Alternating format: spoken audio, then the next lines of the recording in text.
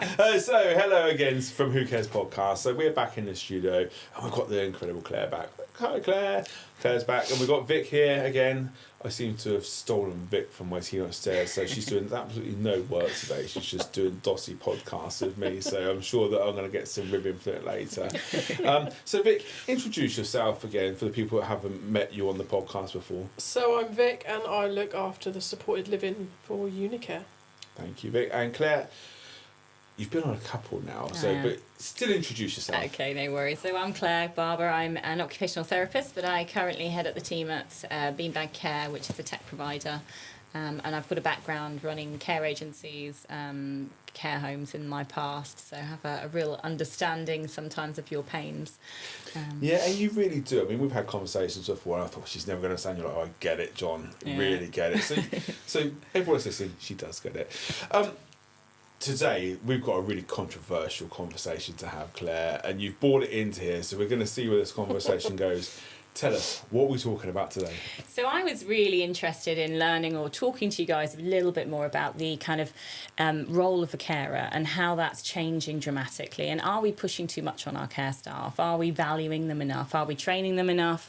Are they expected to do more and more? And as care agencies, are you expected to pick up those unkind of thought about situations where constantly happens in people's lives and family aren't available to deal with those things? Who does that? And whether that's fair or not, whether we are asking too much of people nowadays. So I think the biggest thing here as well, when you talk about technology, if we're starting to collect data, where does that data go? And if you guys are given that as care providers, data is great, but it's also a problem. If you know something's wrong, you're going to have to action and do something about that ethically and because you're nice and caring people. But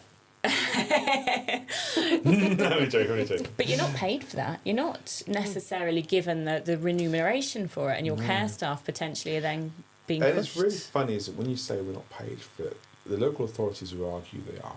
The local authorities say, but it's all incumbents in that payment we give you, John. We pay you for that.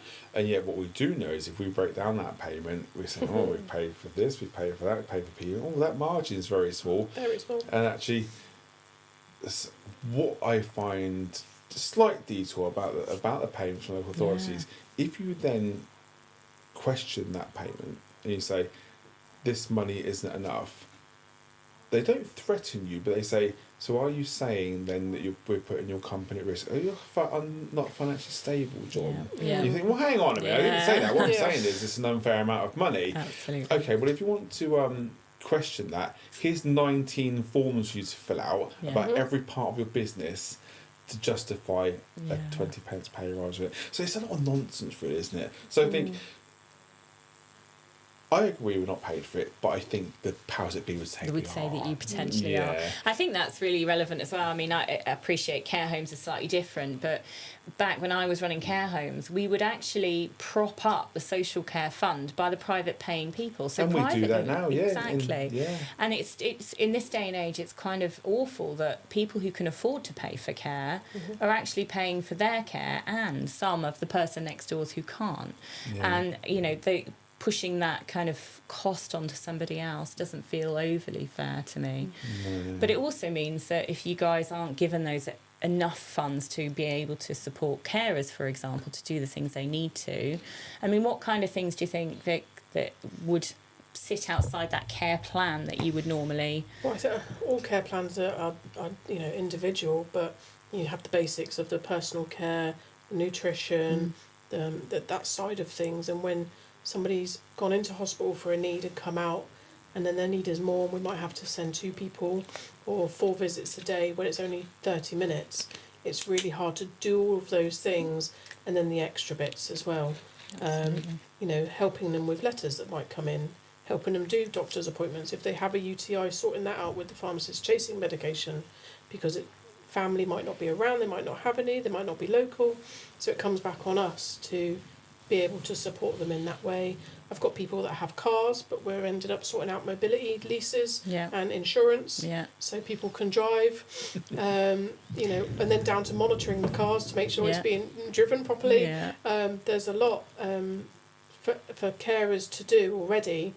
I think there's there's a need for always expanding your knowledge. Yeah.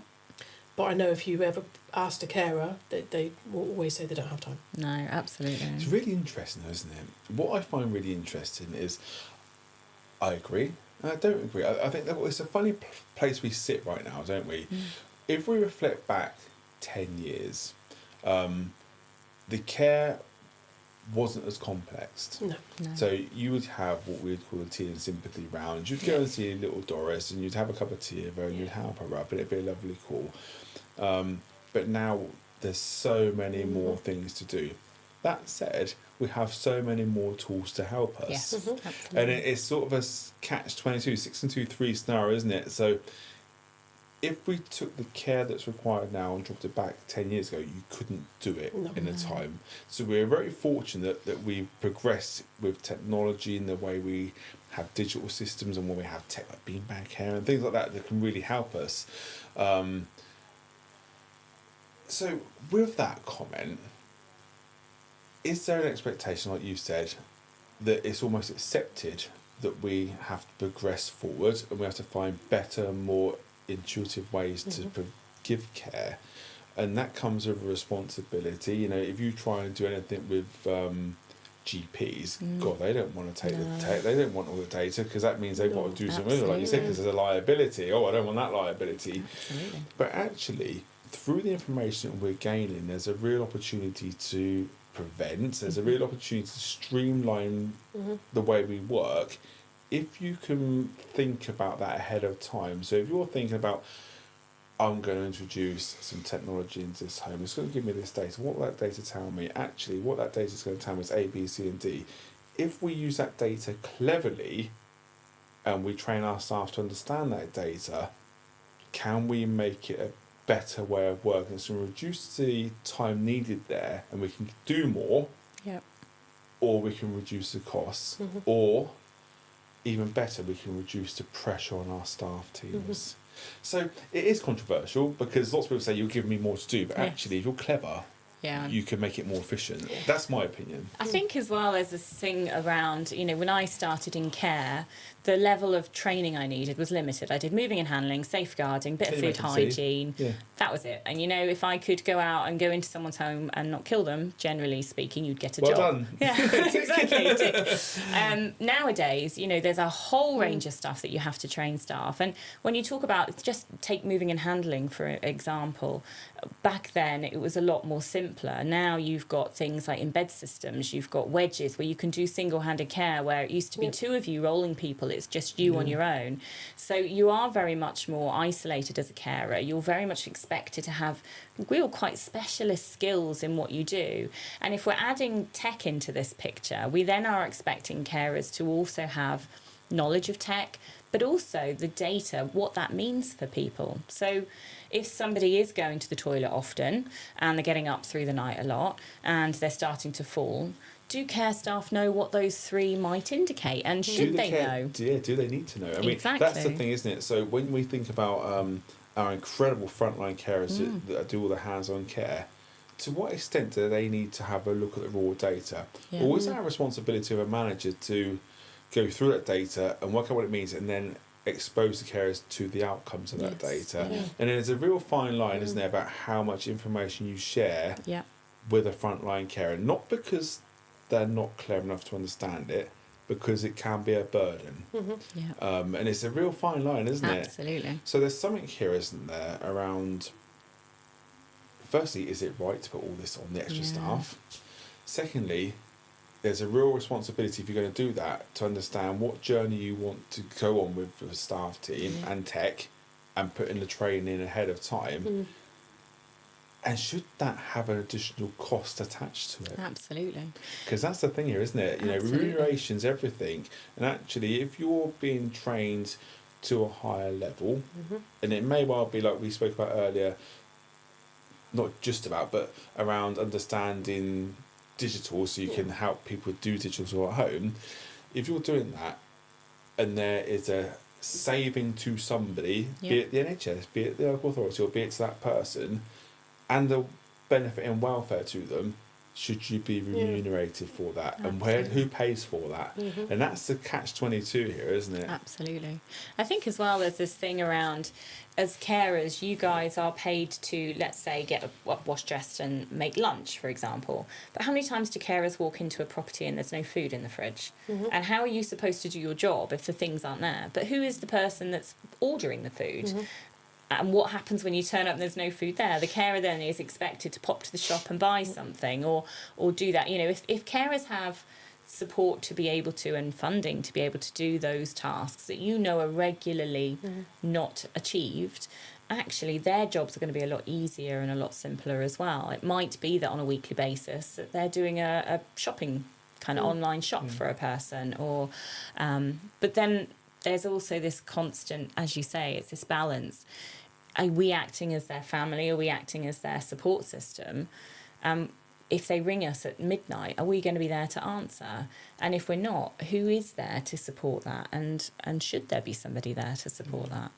I think there's a whole kind of raft of things. It opens up a big Pandora's box. It really does. Doesn't it? But it's not new, though, this, is it? I mean, when we think about...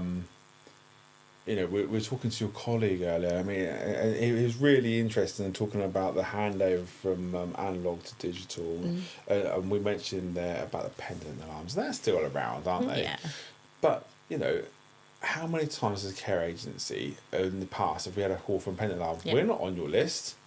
They've just given us a call. Oh, go out and help them. Well, what do you mean go out and help them? You know, it's 7 o'clock at night. Firstly, we're not paid to go and do that. Secondly, it's not we don't care, but we are also really busy. You've agreed to the pendant alarm contract. You go and help them in the call centre. You know, if you want a company to do things, that has to come with a payment, and it's not because we don't care, we don't want to do it, but we have to pay people. And we have to find space in a diary for someone to come and do that. Absolutely. I think it happens a lot more often as well, like you were saying about the fridge, but we have a lot with medication. You know, the amount of times we get phone calls and the meds haven't turned up, and they should have been delivered, and then it's the carer's time or the office time to chase it. Then I've got to go and send somebody to go and get it, and or we're making 111 calls and then waiting for all that information to come back in, because it's never straightforward, to if it's all right that they don't have it for the day. Absolutely. I think there's something here, though, isn't there? Because these things do happen, but they happen a lot less in some occasions, because if a client's your client and you've already started planning, you know that you've got to do their shopping on a Monday, you know you've got to do all these things. So those things are planning. Where the problem comes is when we connect to health. So when somebody comes out of hospital and there's no forward planning, you get the care plan 3 days after they've come home. And they've come home on a Friday night for domiciliary care. There's no pads, there's no food, there's no medication. No equipment. It's 10 o'clock at night and the carer's going, what the hell am I going to do here? And that's a real skill to manage that. Absolutely. Isn't it? So there's something really fundamental about the system also raising the bar. It's not just about care, it's about the system saying, how do we raise the bar for digital? How do we raise the bar for preparation? How do we raise the bar for using tech to preempt what we're going to need? Because it's really important, isn't it? We think ahead. Yeah, absolutely. I had a classic example now, probably about 20 years ago. I had a gentleman living with dementia, living on his own, and loved his bike. Used to drive, but they took the car away. And literally on a weekly basis, I would get a phone call from a police officer saying, you need to come pick him up. And it wasn't 5 minutes down the road, it was a 2-hour round trip. This guy would go for miles on this bike, which you never wanted to stop him doing because it was something he enjoyed doing. But as a care agency, I can't release 4 hours worth of a carer to drive all the way to wherever he's ended up this time. Not paid for. And then petrol that you're using, so you're actually costing yourself. So it would always be myself from the office that would then get in the car and drive the 4 hours to pick him up, bring him back again. But actually, if I'd have known that he was going, I could have not prevented him from enjoying his bike ride, but encouraged a more safer route, or circular route, exactly, or tracked him in some ways if he started breaching a certain parameter, pointing him back in the right direction, and it would have saved me 4 hours of my day. So there's a really good opportunity there for that tech to support carers to be able to do a better kind of job of being able to reduce the risks for people, but also to reduce the burden on them. But the fact of the matter here really is that it shouldn't have been me anyway going out for those 4 hours, and it should never have been. I think the question is, and this is why a lot of our care staff do things, that's why you did it, is whose is it? Exactly. Yeah, Whose responsibility if is not it? me, who? Yes, Yeah. and that's what a lot of ours come down to. The carers, time and time, do things because there is nobody else there But to do the it. powers that be rely on that goodwill. Yeah, absolutely. They do Definitely. rely on that goodwill, and I'm not against that actually, because we do things because we care. Yeah. What I'm against is taking a piss. Yeah. Sorry, it's my podcast, so I'm going to say that. Out of goodwill, and I Yes. think it only goes so far. And I think if you don't give something back, ICBs, local authorities, NHS, then at some point it will fail. It will. But we've had situations like that, and not so much about a bike ride, but we've had people that have been in Tesco's and they've been really upset, and they phoned us. Yeah. It's like, yeah, we look after them for half an hour in the Yes. morning, but why are you phoning us? Well, you need to come and help them. Well, I'm really sorry, we care they're okay, Yes. Mm-hmm. but you're going to have to phone an ambulance, you're going to have to phone the Yeah. police. It's not our responsibility, and if we do come, who's going to pay us to come, and who's going to go and visit Mrs. Smith when we stop what we're doing to come and see you? Absolutely. And it's a really hard one, isn't it? It's also the cost involved in that. It's the same sort of situation.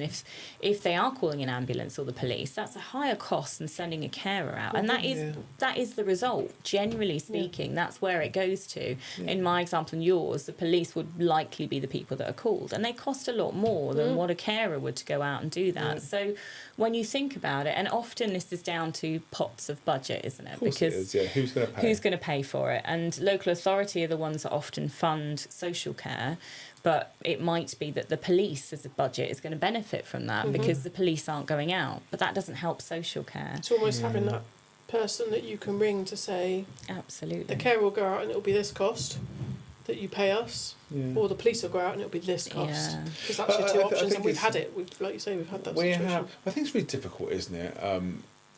To play devil's advocate for local authority. I mean, I've got lots of friends in local authority, and I annoy them no end, I'm sure.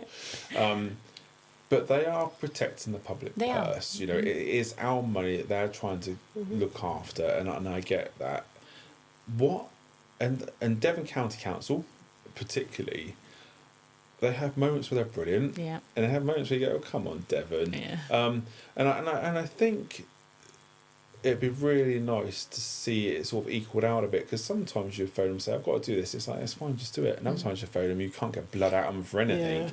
Yeah. And there's no real rationale about it. Or if there is, certainly we're not privy to it. So I think there's something really about going back to the original question, is it fair to put more on carers? I think the question should be more, is it fair to put more on the care sector? Yes, absolutely. And I think the answer is yes, it is fair, but let's do it in a really organised, proactive way where we can get ahead of the problems and Absolutely. mitigate the risk, reduce the cost by being ahead of it, so we're not in a reactive state, we're just in a preventative state. And also, if there's a net savings to the NHS or ICBs because of all the proactive work we're doing, send some of the money back to help us. Yes, absolutely. But what we do see is those who are in the hierarchical states, who head up the ICBs and head up the top of this and head up the top of that, who hold these big budgets, all headbutting all the time. Yeah. That's my budget, that's my budget. And Absolutely. actually, the people who suffer from that are our families, our colleagues, our neighbours, our friends who are going into hospital and going into the care sector. and it's Absolutely. really wrong. It is, and that's one of the reasons I don't work as a pure OT anymore, because it felt like a lot of the time I have a list of solutions I could give to my client to support them, but actually this part would be funded by this person and I have to justify everything for there. This part might be funded by this person and I'd have to justify it to them. And actually it was more about finding the right bit of funding to pay for the things that they needed, rather than actually getting on and supporting the person themselves. And if that's me as an OT working in the industry, what is it like for that poor service user, that client that we're working for? How are they feeling in all this? And Oh, it's a nightmare. So if you, I mean, we work in the industry. So Vic, you deal with lots of social workers. I have in the past, and you certainly would have done. And I think even for us to navigate it for our loved ones is really difficult. Yeah. So if you have no knowledge, it's almost Yeah, impossible. So I think it goes back to, again, educating people, doesn't it? Educating the public. This is how you do it. This is how it flows, and this is how you do it.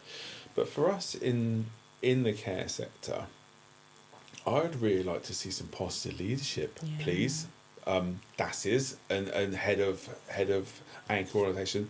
Let's have some proper leadership about what direction we think we should go in. Let's co-produce that, but with a budget that we can do stuff with. Because co-production without a budget is a Pointless. conversation. Yeah, Let's be absolutely. honest. Yeah. So let's get a budget around co-production. Let's work towards some real key markers of how we move social care forward. And then we look at these expectations of what we're going to put on carers and saying, is it acceptable for them to save time by doing A, B, C and D through products like your own at Be Mad Care, having that forward thinking, they've now saved that time, what can we do with that time that's going to have a better outcome for that person, Absolutely. ultimately reduce the impact on the hospitals and discharge, please. I also, sorry, interrupting that. No, I no. also think from a carer's perspective as well, carers over the years have had a lot of bad press, and you've had stories like the Panorama story around the learning disability home, and I mean, awful press. And actually, I think that sticks in people's minds more than the good news stories you get. But, Absolutely. I mean, I guess you guys probably know better than me. In my experience of care, it's been mainly positive. I've in my life met a lot more kind, considerate, caring carers than negative ones. And actually, they are very much undervalued from that perspective. I think we don't recognise the amount of work they do often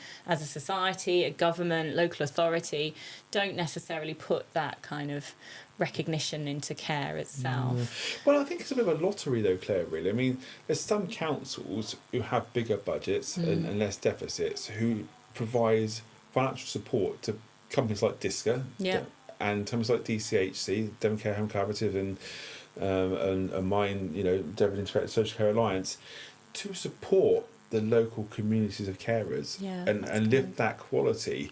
And some funding comes here, some funding comes there, but I think ultimately there's a lot of responsibility we almost need to take on ourselves as well as a community of companies. We should be looking at this as a collective, saying, how do we raise the quality? How do we avoid the samples of bad care in these care homes? And what often starts at is a really poor culture. Yes. So how do we improve culture? And how do we do that as a whole sector? And I think that has to, again, be led from the top. If you've got a company like ours who work on culture, we don't always get it right, but sometimes we work on culture and we try and get things right. And other companies we know, but also companies that don't do it at all. And that always leaves you at a risk of poor culture. And if you've got poor culture, it's a bit like a cancer, it eats through your company, doesn't it? Absolutely. And things become very acceptable, which probably you wouldn't do in your personal life. So I think there's something again around a big acceptance that this is bigger than just a carer. Carers do a fantastic job, and lots of put on carers, lots of blames put on carers, but actually the culture of those carers is probably driven by somebody over here. Absolutely. So there's a bigger responsibility. I think as well there's something around liability here as well, because carers are expected to do X, Y, Z, and they're trained to do that. The more you add to that, so for example, I was using an example earlier of a patch for diabetes that can take regular blood sugars. Now, let's say a carer has been recognised that that person's blood sugar is low, and then starts feeding lots and lots of high sugar drinks and chocolate, and maybe just goes a little step too far. who's liable for that? Who's the person responsible? And I think liability, especially nowadays, it's a lot more common for people to sue people, to sack people, to go to court over things that actually the person was just trying to help. But the same with care providers in the sector. If you're doing things outside of what you're contracted to do, and you're doing it because you want to help and you're kind people, actually if something happens in that incident, and that's the worry, isn't it? It comes at a real risk to. And I mean, you hear all these horror stories, don't you, where people have saved somebody's life. Absolutely. No, well, I didn't want you to save my life, Yeah. I wanted to end my life and you saved it, I'm taking you to court. It's like, oh, come on, guys. Exactly. The world's gone a bit crazy, really. Yeah. Where do you go with that? I mean, the liability thing's getting worse and worse every year, isn't it? Absolutely. And I think, I was talking to the local authority earlier around helping to train family carers. And quite often you would have seen it, Claire, where you've got a double up care and have gone, will the husband help? Husband can help. And the fact and the carer comes on, whoa, hang on a minute, it's a big liability. They don't know how to be trained. And again, let's think about that. Yep. If we had a training course which is signed off to a proper level, and the local authority have said that's to a level we all agree is safe, let's have them in and train them. But let's be paid. Yeah. We'll get Mr. Smith in, we're going to train you how to do it, then we're going to help you do it. And actually, if you're the second carer, you're already reducing the cost for a local authority. So let's pay us to train him. Yeah. And Absolutely. then we can go to our insurance company saying, we've trained Mr. Smith, we've agreed that there's a joint liability. Yeah. So if something happens, there's no point in the figures, it's a joint liability, and we'll go from there. So there is ways to mitigate these things, but you Absolutely. have to think ahead and be Yes. really proactive in this. Absolutely. And I think it's that thing, isn't it? It's the, okay, what could happen? What would be the things that you might do outside of your contract, for example, and actually giving you permission or giving you authority or giving you funding to train, to recognise, to risk assess, because you can't risk assess anything and everything, but you can put preparation in place and mitigate as many risks as you possibly can, so that if I have to go out in my car and pick Mr. Smith up from 2 hours away, at least I know that my car is safe for him to get in. I can transfer him in safely, that my driving licence is clean and I'm able to drive that person. All of those things that you would think about is already in place before that potential thing happens. And as you said, I mean, if you could think that through, you may well have gone, here's a Garmin sat-nav, I've put the route in with you, it's 15 miles, but you can come back to here. Exactly. I'll see you in 3 hours, and really sort that out for him. Yeah. He would have a lovely day, no one's called out, saved a lot of hassle, a lot of money, and it's a win for everyone, Absolutely. isn't it? It's a fascinating thought, really, isn't it? But I think if you don't do any prep, putting more on carers is wrong. Yeah.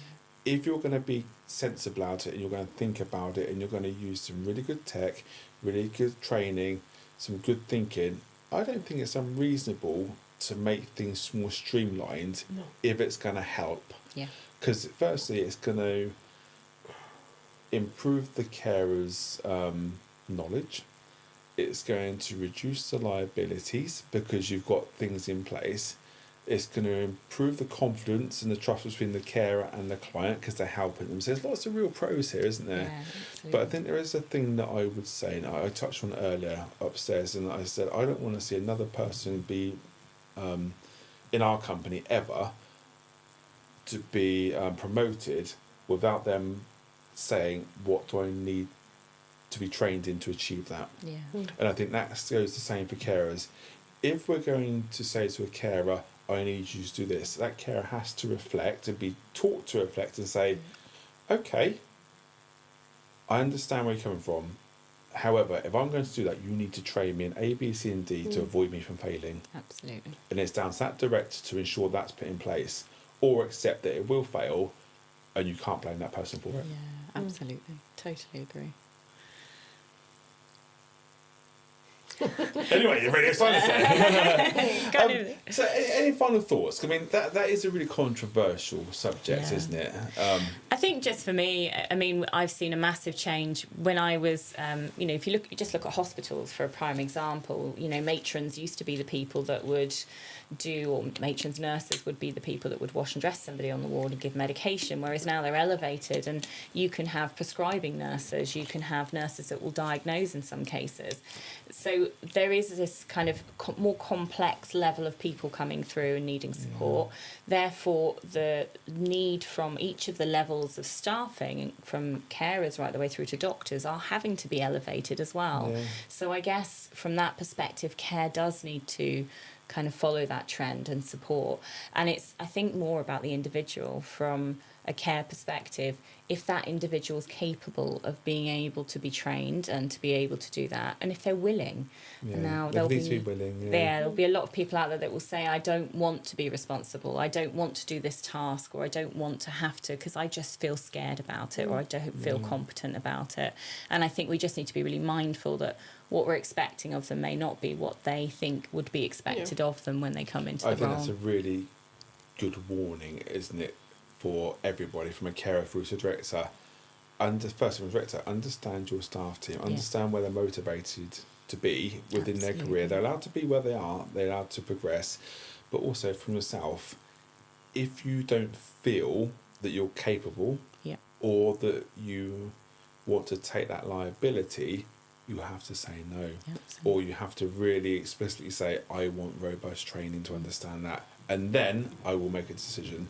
Because you can still say no after the training. You can still say, actually, I'm trained, I still don't feel capable. So it's something really about having a safe, trusted relationship with your colleagues and directors to be able to say that, isn't it? Because sometimes people feel depowered, don't they? Have to, absolutely. You're a carer, you're going to do this. Well, actually, I don't want to do it. It's your job. But actually, when you're talking about things you're talking about, it does come with a bigger expectation and bigger liability. But I think we are going to see more people like carers being trained up to diagnose, to prescribe. I don't know how I personally feel about that. You know, what a GP's for.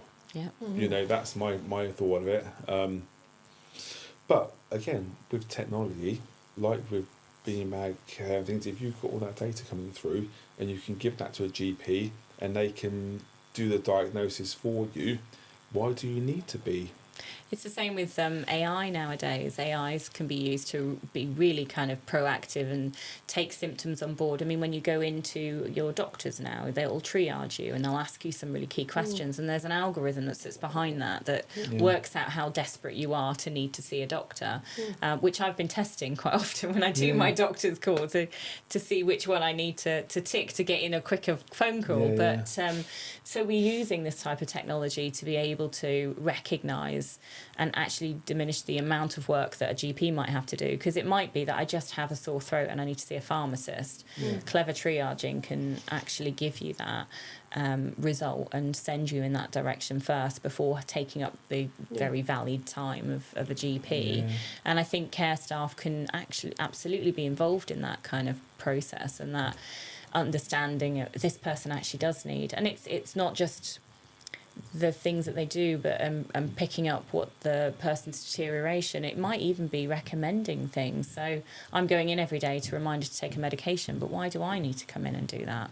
Why don't I just buy her an Alexa and that costed me 40 quid? Would that do the trick? And having a trained carer that could recognise whether that would do the trick or not might save costs of care, but enable that person to live more independently. It's also having the flexibility with the funding, isn't it? Absolutely. You know, if you've got a fund of, I don't know, 3.5 hours allocated to a person to have half an hour a day, but like you've said, actually at half an hour a day, they've put in because they want to do medication. So while we're here, we're going to get you washed and dressed, but you don't really need that. You get there every morning, they're not.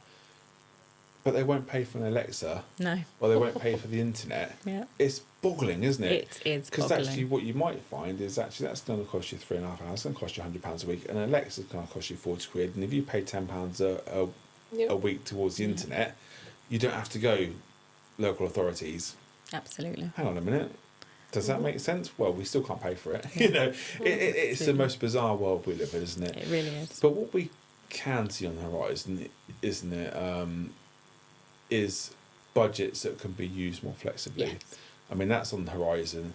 The trouble is, again, it's around trust. Yes. So if they give you 100 grand, Mr. Provider, will you look after that appropriately, or Yes. will you squander it? Absolutely. So again, that is then thinking, okay, look, if that's what you want to do to make it more efficient and to save money, train the provider in a way to manage that budget. Don't expect that we're all going to be accountants and say, this is how we do it, and this is what you can use it for, and this is how you're going to have to pay it back. Don't just go, here's a KPI. What are KPIs used for? Just dust collectors, aren't they? Absolutely, and most of them are not really fit for purpose or No. show you anything or tell you anything about the actual service the person's receiving. So, How many times have you sat in a meeting with any leading body and they've gone, here's some KPIs, and you sit and go, this is a lot of nonsense. And if you turn around and said to them, explain to me what you're going to use this data for, that data for, quite often they go, well, I just No. thought it's a good idea to Yeah. collect it for now. We might use it at some point as Well, well. we did that. We did that with the local authority when I used to work there, and it took a year with working with the providers. This is what we thought as the commissioners we wanted to see. Went back to the providers. Can their digital systems give it to us? Why are we really collecting it? What did Yeah. it mean? What did we using it for? It took a year's worth of work of swapping and changing and what it actually meant, and working with the providers with their digital systems to be able to have some key KPIs. That actually had value. Yeah. I mean, I've had KPIs before. I know we're going slightly off track here, and you go, oh my goodness, this is absolutely an important amount of time it's going to take me, and it's nonsense, and you're going to get no value out of it. And actually, you can ask 3 questions instead of 10 and have a much more valuable data set. absolutely. Um, I think that's as well part of the kind of culture in local authorities, and their expectation and trust. I think it's really down to trust that. I would be commissioned to do 9 till 9:30, and if I left there at 28 minutes past or clocked out 5 minutes early, the local authority would be like, well, that's 5 minutes less I'm paying you because you haven't done the full 30 minutes. Forget the 6 hours of extra calls and extra I mean, support I think I remember those days, but they have moved on They have. lot since then. I mean, in fairness to them, they have. But I also remember the days where you could go over by 10% Yes, and they would just pay absolutely. you about querying it. Yeah. Yeah. I mean, and I get why they don't do that now, but that flexibility was really helpful in the It is past. helpful. Yeah. You know, if you had to go and get a prescription at a Yes. very last minute, you would just do it. Yeah. You know, and now we just do it and just have to take it on the chin. Take it on the chin. There's a difference. Yeah, Vic, still on the do way it. through to the next one, pop off through town Yeah. and go. Yeah. But I think, you know, I don't want to beat the local authority up to because they do try. I mean, They do. they're juggling budgets which are mind-bogglingly Yeah. tight, aren't they? Yeah. And they get it from all angles. They They get get it it from from all providers, angles. they get it from some clients, they get it from families, Yeah. they get Yep. it from government. They are literally stuck in the middle of all of it. And They are. And they also are. the government aren't, I don't think the government are fair. No. You know, when we think back to things like the, what was it, checking the price of social care, what was it Yeah, called? yeah. What was it called when they did that a couple of years ago? And they basically were sort of, what's a social cost of care Cost of exercise?